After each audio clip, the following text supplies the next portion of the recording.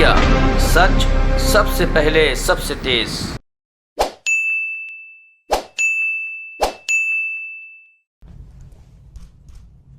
नमस्कार मेरे प्यारे देशवासियों, आज मैं अपनी बात की शुरुआत एक वेद वाक्य के साथ करना चाहता हूं। कृतं में दक्षिणे हस्ते जयो में सव्य आहितः। इस बात को भारत के संदर्भ में देखें तो बहुत सीधा साधा अर्थ यही है, हमारे देश ने एक तरफ कर्तव्य का पालन किया तो दूसरी तरफ उसे बड़ी सफलता भी मिली। कल 21 अक्टूबर को भारत ने 1 बिलियन 100 करोड़ वैक्सीन डोज का कठिन लेकिन असाधारण लक्ष्य प्राप्त किया है। इस उपलब्धि के पीछे 130 करोड़ देशवासियों की कर्तव्य शक्ति लगी है। इसलिए ये सफलता भारत की सफलता है, हर देशवासी की सफलता है। मैं इसके लिए सभी देशवासियों को हृदय से बधाई देता हूं। साथियों, 100 करोड़ वैक्सीन डोज ये केवल एक आंकड़ा नहीं है, ये देश के सामर्थ्य का प्रतिबिंब है, इतिहास के नए अध्याय की रचना है। ये उस नए भारत की तस्वीर है जो कठिन लक्ष्य निर्धारित कर उन्हें हासिल करना जानता है। ये उस नए भारत की तस्वीर है जो अपने संकल्पों की सिद्धि के लिए परिश्रम की पराकाष्ठा करता है। साथियों, आज कई लोग भारत के वैक्सीनेशन प्रोग्राम की तुलना दुनिया के दूसरे देशों से कर रहे हैं। भारत ने जिस तेजी से 100 करोड़ का 1 बिलियन का आंकड़ा पार किया है, उसकी सराहना भी हो रही है। लेकिन इस विश्लेषण में एक बात अक्सर छूट जाती है कि हमने ये शुरुआत कहां से की है। दुनिया के दूसरे बड़े देशों के लिए वैक्सीन पर रिसर्च करना, वैक्सीन खोजना, इसमें दशकों से उनकी महारत है, एक्सपर्टाइज थी। भारत अधिकतर इन देशों की बनाई वैक्सीनेशन पर ही निर्भर रहता था, हम बाहर से मंगवाते थे। इसी वजह से जब 100 साल की सबसे बड़ी महामारी आई तो भारत पर सवाल उठने लगे, क्या भारत इस वैश्विक महामारी से लड़ पाएगा? भारत दूसरे देशों से इतनी वैक्सीन खरीदने का पैसा कहां से लाएगा? भारत को वैक्सीन कब मिलेगी? भारत के लोगों को वैक्सीन मिलेगी भी या नहीं? क्या भारत इतने लोगों को टीका लगा पाएगा कि महामारी को फैलने से रोक सके? भांति भांति के सवाल थे। लेकिन आज ये 100 करोड़ वैक्सीन डोज हर सवाल का जवाब दे रहा है। भारत ने अपने नागरिकों को 100 करोड़ वैक्सीन डोज लगाई है और वो भी मुफ्त, बिना पैसा लिए। साथियों, 100 करोड़ वैक्सीन डोज का एक प्रभाव ये भी होगा कि दुनिया अब भारत को कोरोना से ज्यादा सुरक्षित मानेगी। एक फार्मा हब के रूप में भारत को दुनिया में जो स्वीकृति मिली हुई है, उसे और मजबूती मिलेगी। पूरा विश्व आज भारत की इस ताकत को देख रहा है, महसूस कर रहा है। साथियों, भारत का वैक्सीनेशन अभियान सबका साथ, सबका विकास, सबका विश्वास और सबका प्रयास का सबसे जीवंत उदाहरण है। कोरोना महामारी की शुरुआत में ये भी आशंकाएं व्यक्त की जा रही थी कि भारत जैसे लोकतंत्र में इस महामारी से लड़ना बहुत मुश्किल होगा। भारत के लिए, भारत के लोगों के लिए ये भी कहा जा रहा था कि इतना संयम, इतना अनुशासन यहां कैसे चलेगा। लेकिन हमारे लिए लोकतंत्र का मतलब है सबका साथ। सबको साथ लेकर देश ने सबको वैक्सीन, मुफ्त वैक्सीन का अभियान शुरू किया। गरीब, अमीर, गांव, शहर, दूर सुदूर, देश का एक ही मंत्र रहा कि अगर बीमारी भेदभाव नहीं करती तो वैक्सीन में भी भेदभाव नहीं हो सकता।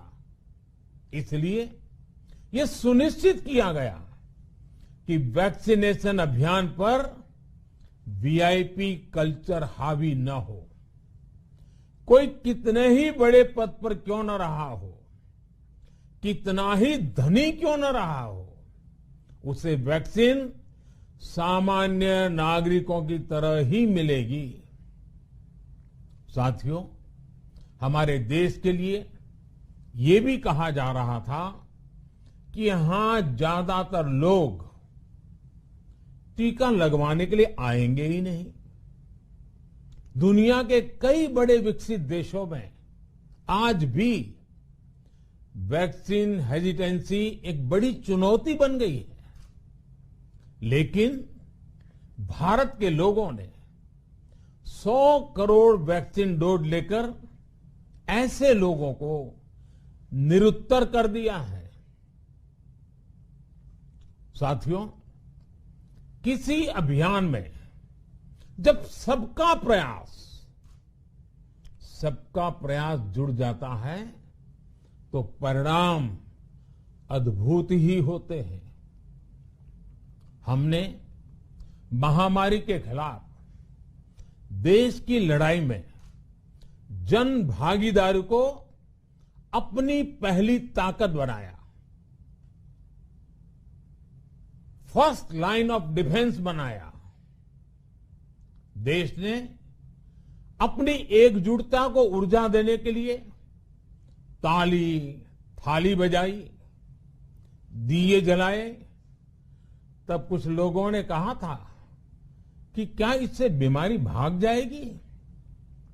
लेकिन हम सभी को उसमें देश की एकता दिखी, सामूहिक शक्ति का जागरण दिखा। इसी ताकत ने कोविड वैक्सीनेशन में आज देश को इतने कम समय में 100 करोड़ तक पहुंचाया है। कितनी ही बार हमारे देश ने एक दिन में 1 करोड़ टीकाकरण का आंकड़ा पार किया है।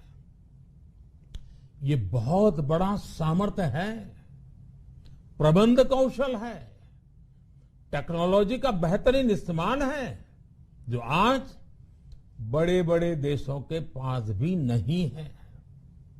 साथियों, भारत का पूरा वैक्सीनेशन प्रोग्राम विज्ञान की कोख में जन्मा है,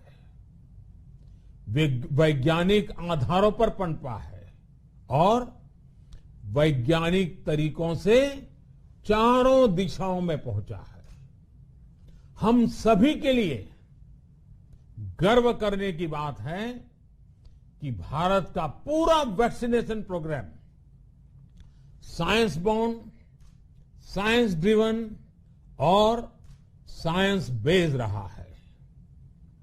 वैक्सीन बनने से पहले और वैक्सीन लगने तक इस पूरे अभियान में हर जगह साइंस और साइंटिफिक अप्रोच शामिल रही है। हमारे सामने चुनौती मैन्युफैक्चरिंग को लेकर भी थी, प्रोडक्शन को स्केल अप करने की भी थी।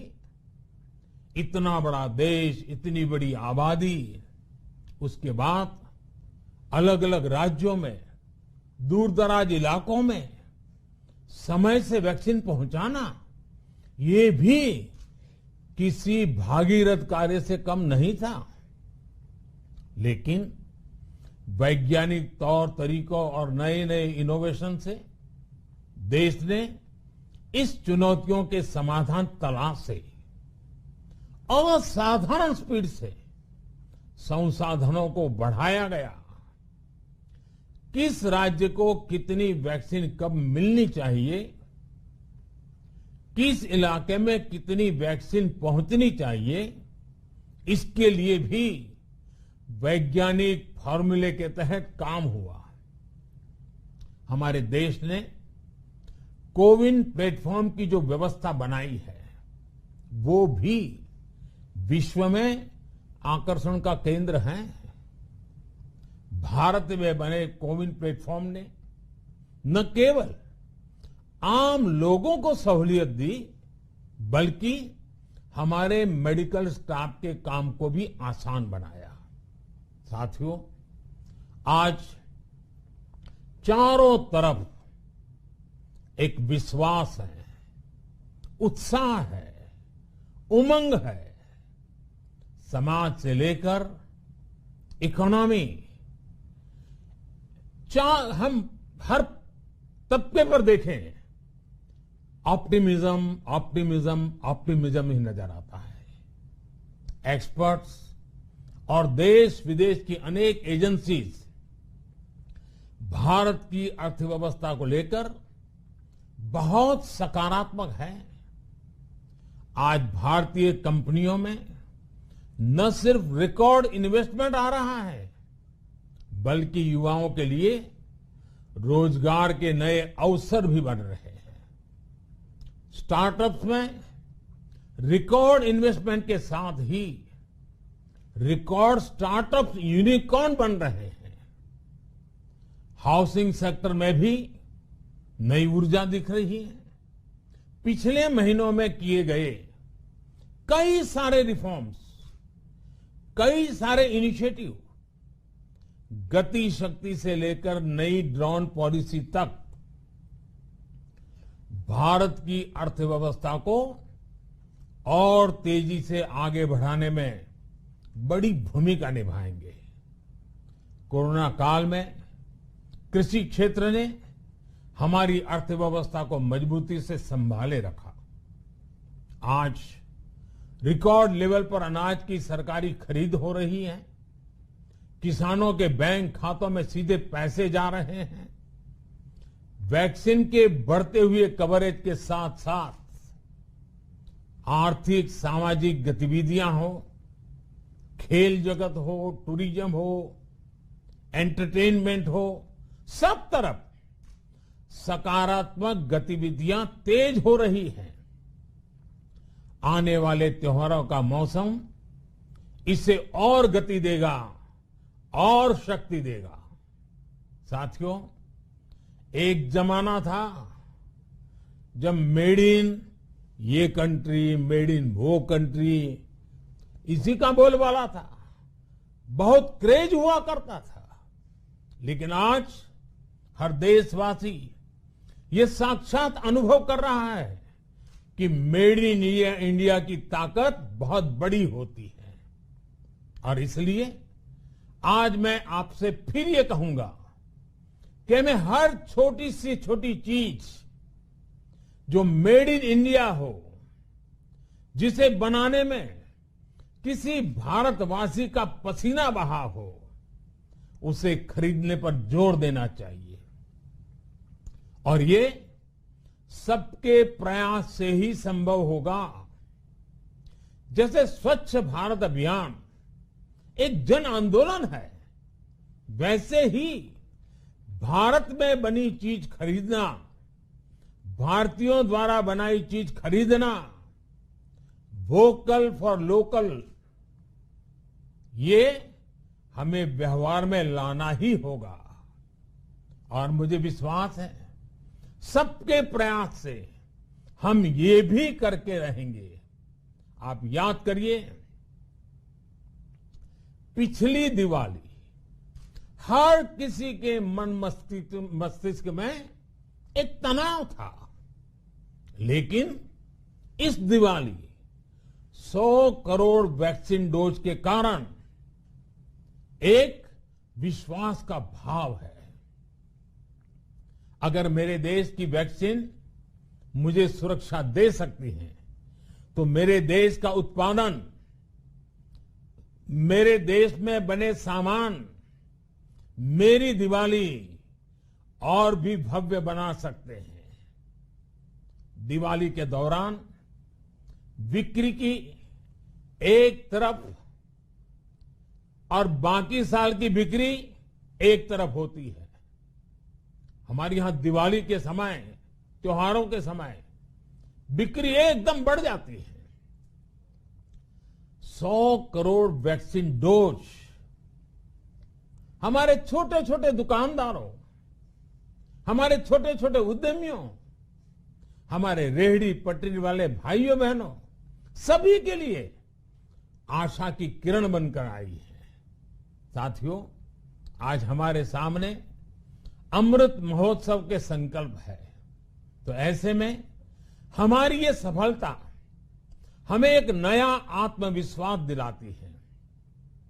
हम आज कह सकते हैं कि देश बड़े लक्ष्य तय करना और उसे हासिल करना बखूबी जानता है, लेकिन इसके लिए हमें सतत सावधान रहने की जरूरत है। हमें लापरवाह नहीं होना है। कवच कितना ही उत्तम हो, कवच कितना ही आधुनिक हो, कवच से सुरक्षा की पूरी गारंटी हो, तो भी जब तक युद्ध चल रहा है, हथियार नहीं डाले जाते। मेरा आग्रह है कि हमें अपने त्योहारों को पूरी सतर्कता के साथ ही मनाना है। और जहां तक मास्क का सवाल है, कभी कभी जरा, लेकिन अब तो डिजाइन की दुनिया भी मास्क में प्रवेश चुकी है। मेरा इतना ही कहना है, जैसे हमें जूते पहन करके ही बाहर जाने की आदत लग गई है ना, बस वैसे ही मास्क को भी एक सहज स्वभाव बनाना ही होगा। जिनको अभी तक वैक्सीन नहीं लगी है, वो इसे सर्वोच्च प्राथमिकता दें। जिन्हें वैक्सीन लग गई है, वो दूसरों को प्रेरित करें। मुझे पूरा भरोसा है कि हम सब मिलकर प्रयास करेंगे तो कोरोना को और जल्द हरा पाएंगे। आप सभी को आने वाले त्योहारों की एक बार फिर बहुत बहुत शुभकामनाएं, बहुत बहुत धन्यवाद।